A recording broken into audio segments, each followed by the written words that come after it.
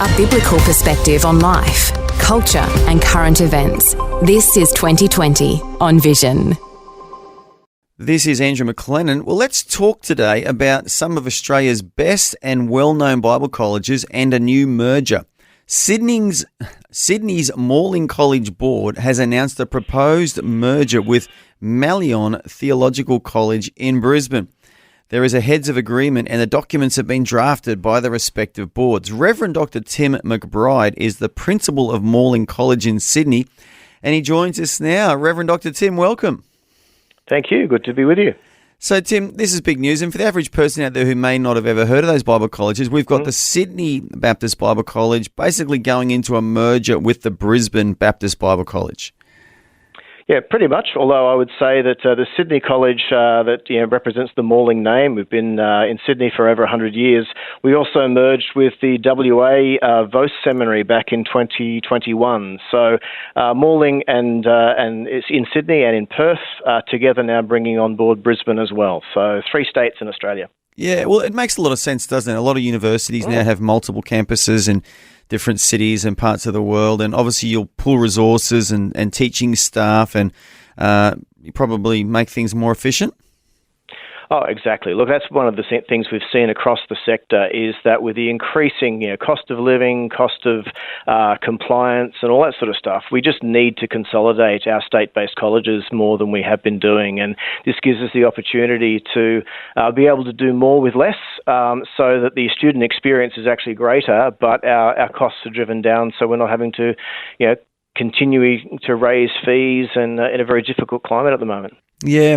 And again, so for people who aren't familiar with your colleges, as well as I'm assuming theological training and training ministers, what other sort of courses do you guys provide?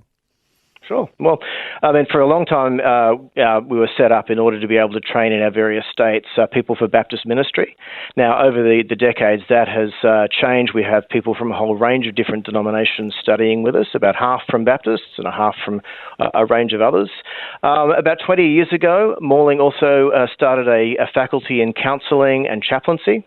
So we train people to be Christian counsellors, counselling from a Christian worldview. We train people to be chaplains in schools and hospitals and things like that.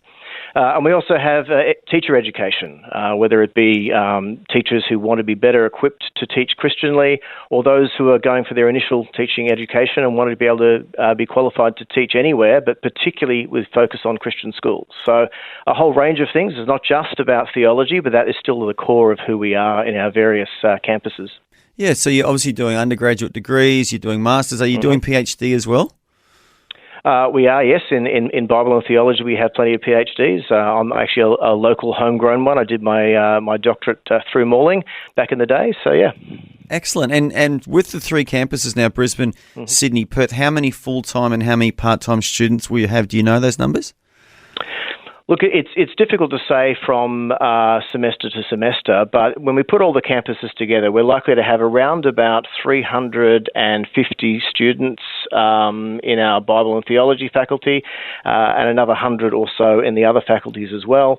But again, that kind of varies from semester to semester. Yeah, but it's quite a large group. And I didn't know that half your students come from a non-Baptist background. So that's quite an endorsement, isn't it? That you're providing good, solid Bible training or Bible-based training and people are sending their brightest young leaders to be trained by you guys. Yeah, well, we think that's exciting, yes.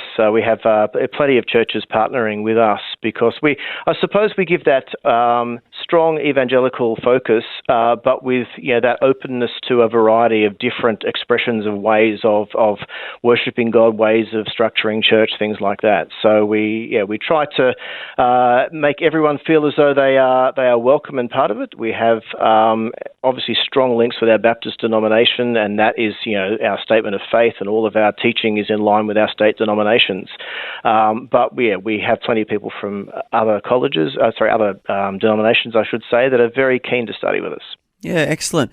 Well, I don't attend a Baptist church myself, but I got to say, where I live in my part of Australia, there's a lot of really, really good Baptist churches. I've got a lot of friends in Baptist churches who just doing a lot of things right, reaching the community, preaching the word solidly, great worship, which isn't from songs 300 years ago. They're modernising their worship, and so you guys are obviously doing a lot right. But let's dig down here, Tim, and talk about the big issues, because my perception is a lot of young people in Australia now don't want to enter full-time ministry. Can we talk about that?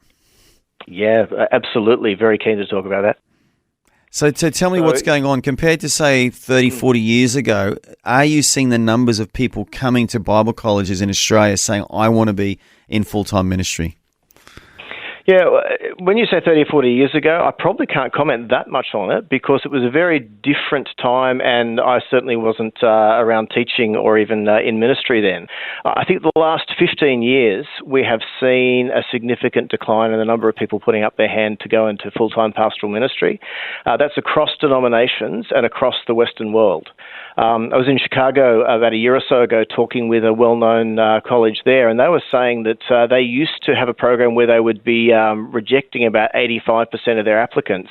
Now they're rejecting 17%, showing the drop-off in the number of people who are applying for that program. And that's one of the flagship places in the US. We're talking to denominations here in Australia, and everyone has pastoral vacancies. We see people my age and Gen X leaving probably earlier than previous generations would. Previous generations would often retire in the pastorate, but not quite as much these days. And we're seeing Gen Z not wanting to step up, I think maybe seeing what it does cost in pastoral ministry, both in terms of the financial aspect, of course, but I think probably more so the difficulty pastoral ministry has become over the last, say, 10 years. Increased compliance, increased stress. I think COVID, a lot of people saw pastors trying to be what I describe as stressed middle managers, trying to keep the customers happy. And they've gone, I don't really want to be a part of that. And so part of the message that I've been trying to put out is that we need to refocus pastoral ministry as to what it really is, which is shepherding God's people and leading them rather than trying to run the mechanism of church, which can just be exhausting and grinding. And I think that is part of the solution, is to reframe what pastoral ministry is back to its biblical roots.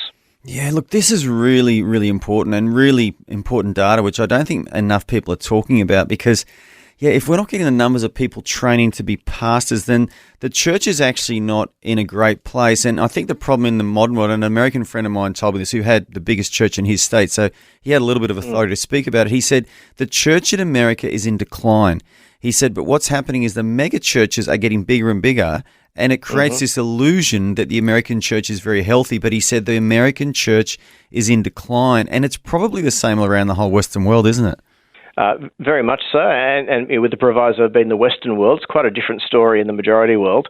But we have a student from Europe, and she was speaking to me saying, look, one of the things I noticed when I turned up in Australia is how many pastors you have in each church, which surprised me, that comment. But she was saying that in Europe, particularly in the country that she came from, most churches didn't have a pastor. It was only the larger ones that had a pastor, and they would be one person who'd be in paid ministry, and everything else would be lay-led.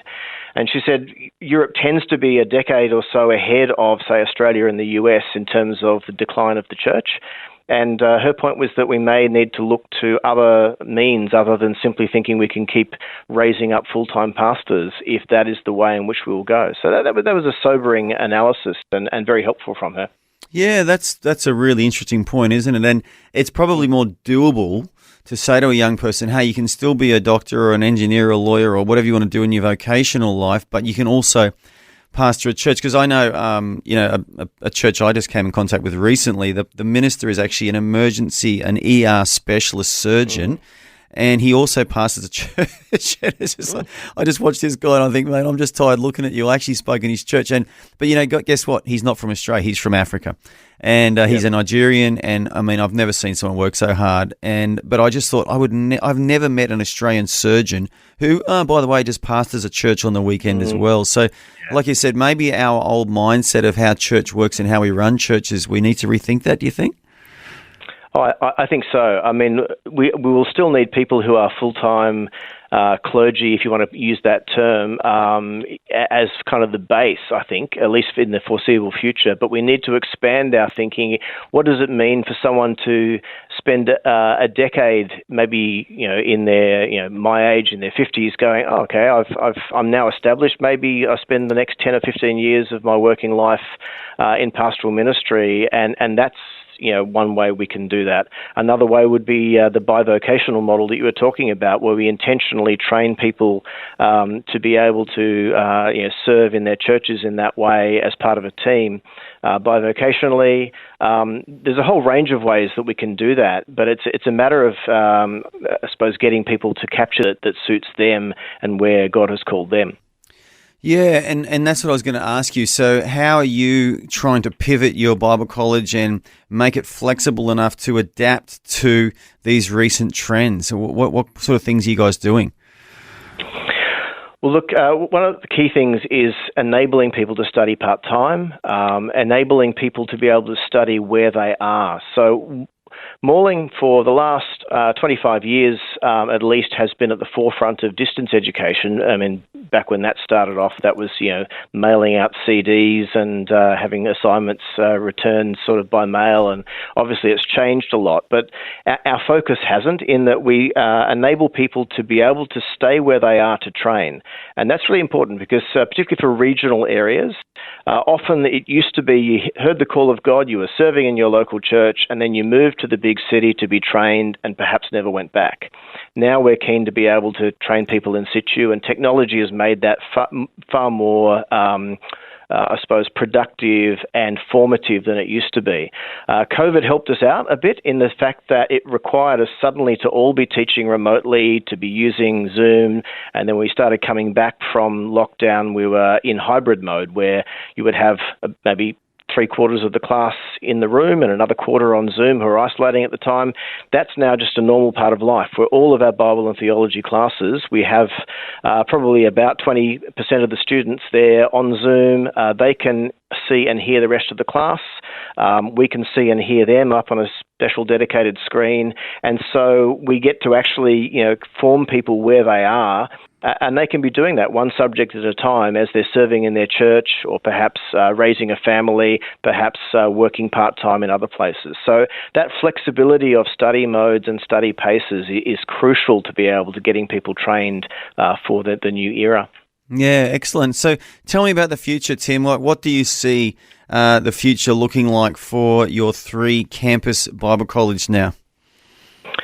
Well, yeah, the future, I think, is already here in terms of not seeing ourselves as isolated state training colleges, but one college that serves, 3 states, and we've got students, in other states as well and all around the world. But in terms of our campuses, being integrated so that you might be studying on campus for a couple of your subjects in Brisbane or Perth or Sydney, and if you're full-time, another couple of subjects you might be doing online or as an intensive where you'll travel somewhere to do that for a week, or you'll be doing it as something at your own pace, but then you'd meet regularly for Zooms with other people, a whole mix of things so that you're not picking a particular mode of study. I think that's one of the key future things. One of the others is, I suppose, being able to streamline what is the minimum necessary for later in life career changes. So rather than thinking in the old days, 4 years of ministerial training, we're working with our denomination to streamline that for people who maybe have been key lay leaders in their church for 20 years. They decide at some point to go, I might actually start to be on the paid staff to be able to give back a little bit as I get towards the second half of my working life, to be able to do that quickly and target those subjects and those things that they need to be able to be very quickly deployed, rather than thinking, it's going to be a long track to be able to become as a recognised pastor, an accredited minister, that sort of thing. So those things are already in train, and they require the whole ecosystem to be flexible and agile in that way. Yeah, that's so smart. I love it. Reverend Dr. Tim MacBride, it's been such a joy speaking with you, and I sincerely wish you all the best with this merger, and I just hope and pray you continue just to train and equip hundreds and hundreds of young leaders, both full-time leaders and lay leaders, so that the church in Australia can be healthy and even beyond the shores of Australia. But once again, Reverend Dr. Tim MacBride, the principal of the Morling College in Sydney, I want to thank you for joining us today on 2020. Thank you very much. Thanks for taking time to listen to this audio on demand from Vision Christian Media. To find out more about us, go to vision.org.au.